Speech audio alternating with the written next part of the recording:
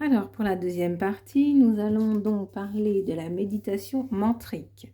Ce type de méditation est prépondérant dans de nombreux enseignements tels que les traditions hindoues et les pratiques bouddhistes.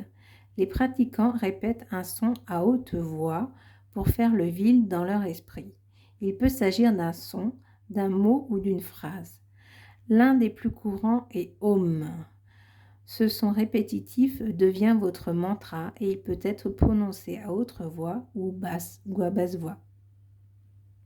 Après avoir chanté le mantra pendant un certain temps, vous vous sentirez plus en phase avec votre environnement et plus attentif à ce qui vous entoure et ce qui vous permettra de mieux comprendre le moment présent. La méditation mantrique peut être aussi appréciée par ceux qui trouvent plus facile de se concentrer sur un mot ou un son plutôt que leur respiration ou qui apprécient la vibration qu'elle crée dans leur corps. Elle convient également à ceux qui n'aiment pas le silence et apprécient la répétition. Voilà.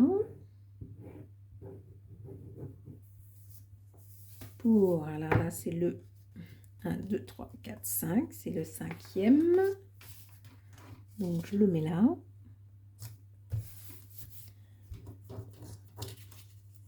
Le 6e, méditation sur la respiration. Une technique de méditation qui encourage la respiration consciente. Bien qu'elle contienne des éléments sur la méditation de pleine conscience, il existe une légère différence dans les détails entre les deux pratiques. Là où la méditation en pleine conscience aurait impliqué de laisser vos pensées entrer et sortir librement de votre esprit, la conscience de la respiration se concentre entièrement sur la respiration et ignore toutes les autres idées qui entrent dans votre conscience.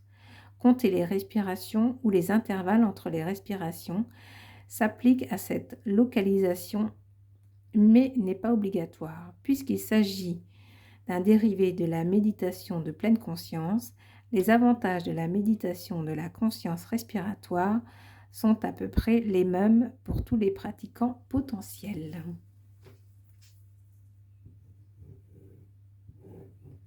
Hop. Donc celle-là, je la rajoute ici.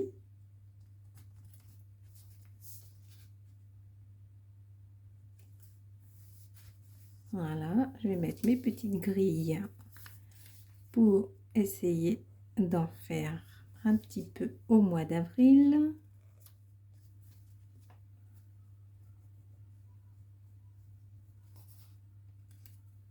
Voilà.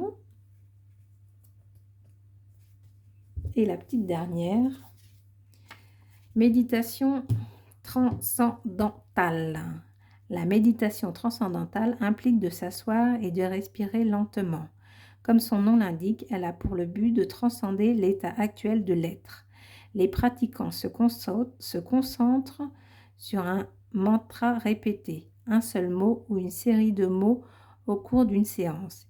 Il est recommandé de demander à un professeur de méditation certifié de participer au choix de votre mantra et de vous aider à travailler votre méditation afin que votre séance soit entièrement personnalisée et vous apporte les meilleurs résultats. Elle convient à ceux qui souhaitent explorer un lien plus profond avec la pleine conscience que la méditation de pleine conscience mentionnée précédemment. Voilà.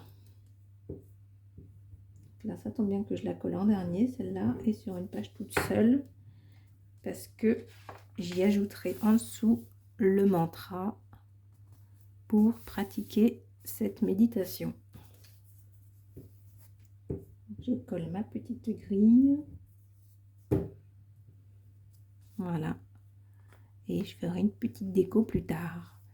Voilà, donc c'était la deuxième partie de donc les 7 méditations que je vous ai proposées là.